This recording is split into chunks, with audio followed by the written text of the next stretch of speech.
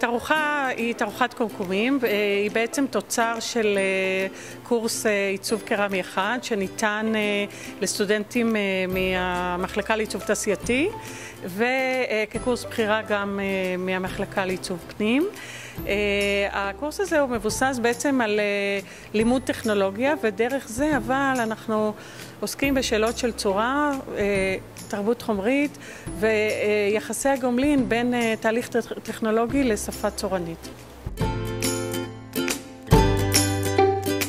את התערוכה עצרתי ביחד עם יונתן אופ, שהוא מרצה בסדנה לעיצוב קרמי, ועיצבו והפיקו אותה טל ימין וערן זרחי, שהם שני סטודנטים בשנה ג' מהקבוצה שיצרה את הקומקומים.